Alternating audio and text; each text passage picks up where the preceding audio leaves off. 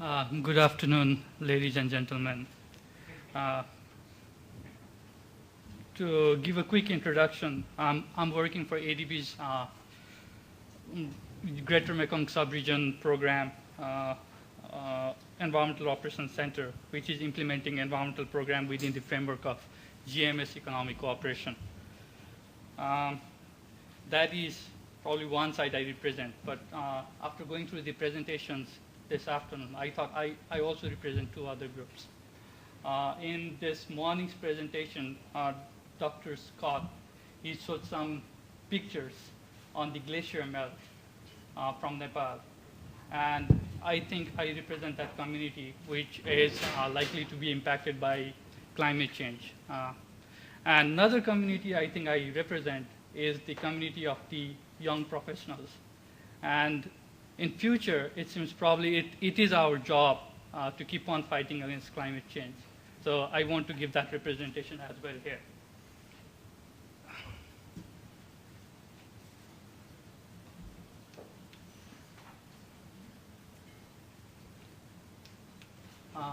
Can somebody change slide for me, please? It's on already. Okay, good. This is outline of my presentation. First, I will like to talk about why climate change is a shared responsibility of global community and also for the region, sub-region here. Then I will discuss why climate change action is necessary. Then I will talk about financing options and market-based mechanisms. And finally, I will touch upon ADB GMS Greater Mekong Subregion Core Environment Program and biodiversity conservation work we are doing in this region. Next. Okay. This afternoon, we heard a lot on consequences of climate change and how to respond to it. One thing is very clear, that there is need to significantly reduce greenhouse gas emission. How much and by when depends on political commitments. To give two projected scenarios, that is, if there is political commitment and world is willing to stabilize greenhouse gas emission at 550 parts per million, which corresponds to 3 °C rise in temperature, there is requirement of additional investment of 0.25% of GDP, depending on other market factors such as energy demand and CO2 market prices. Similarly, if world decides to be more conservative and wants to stabilize temperature increase at 2 °C, it will require investment that equals to 0.6% of GDP. Of course, the responsibility lies in developed countries because they are the responsible for most of the emissions.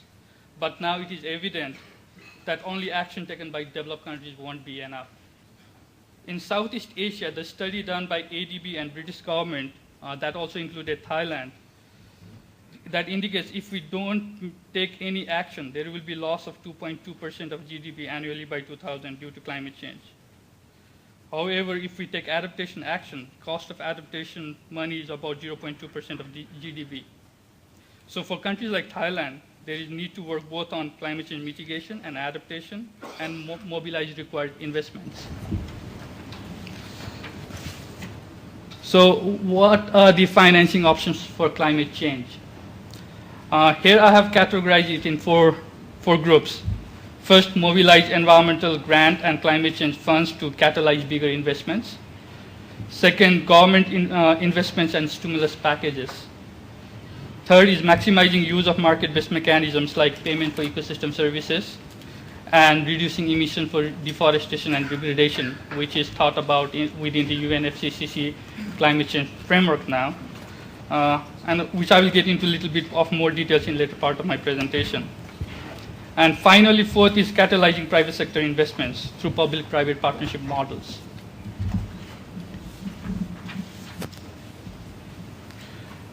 This slide here shows some of the financing opportunities that are available in terms of environment and climate change funds.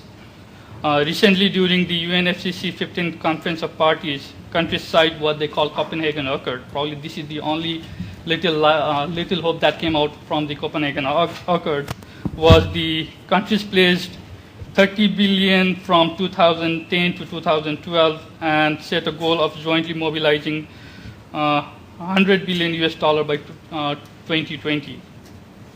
Similarly, there are several funds available, such as US dollar 40 million ADB's Climate Change Fund, Global Environment Fund that targets 6 to 10 billion replenishment, and there is World Bank Climate Change Investment Facility of 6.5 billion US dollar.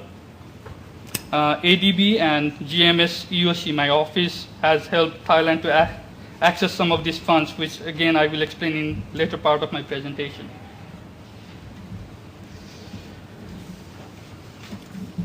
Another source of financing is government investment budget, whereas the total this graph shows the budget trend in Thailand, whereas the total budget has almost doubled in between 2004 to 2009. The budget allocated for Ministry of Natural Resources and Environment, which is responsible for environmental sector, has not increased in the same rate. In fact, if you look at the percent allocation of this ministry, it has declined from 1.47% in 2004 to 1.11% in 2009. Even the stimulus package, 2009 to 2011, that worth 1.43 trillion baht, hasn't allocated any amount for environment sector, and I think that is a missed opportunity. There is significant gap between investment from public sector for climate change interventions, as this graph is suggesting. That is why it is important to mobilize the funding to catalyze private sector investments through market mechanisms.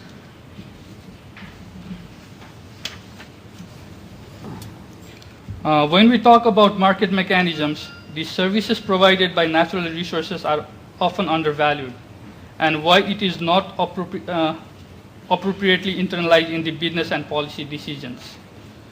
However, it is now increasingly realized that to maintain feasibility of commodities and stabilize the price increases that we have experienced in recent past, it is very important to maintain supply chain that is dependent on natural resources. Healthy ecosystems provide several services, such as carbon storage, water, flood control, tourism assets, which are directly servicing different sectors, such as hydropower and agriculture by regulating water, and tourism by providing natural heritages. In order to maintain sustenance of these services, there is need to institute appropriate payment for services and compensation mechanism for by creating enabling policies to pilot these mechanisms and later upscale it.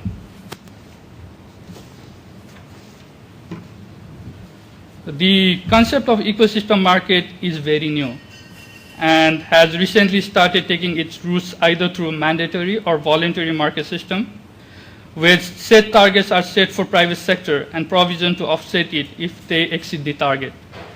It might sound very complex. I'm trying to give some example here. If company is involved in ecosystem degradation, they can offset it by investing in restoration of same or more amount of land somewhere else and purchasing equivalent certified credits. To even more simplify it, that means if they degrade environment, they can counterbalance it by investing somewhere else. So that is how whole ecosystem services market works. In Vietnam, they have come up, to give an example from this region, in Vietnam, they have come up with payment for ecosystem services policy, which enables private sector to benefit by participating in conservation work. For example, hydropower benefits by investing in watershed conservation by increasing longevity of plant, by avoiding flood and siltation, whereas communities get appropriate compensation by conserving the forest, which in turn also contributes towards poverty reduction goal of the countries, by directly injecting private sector funds in the communities. The graph here shows increasing payment for ecosystem services market and projected growth in future. Right now, this market worth about 154 billion US dollar and is projected to reach up to 1 trillion in 2050. One of the established market mechanism is carbon market that evolved after Kyoto Protocol in 1997. This market mechanism again is based on concept of offset and is growing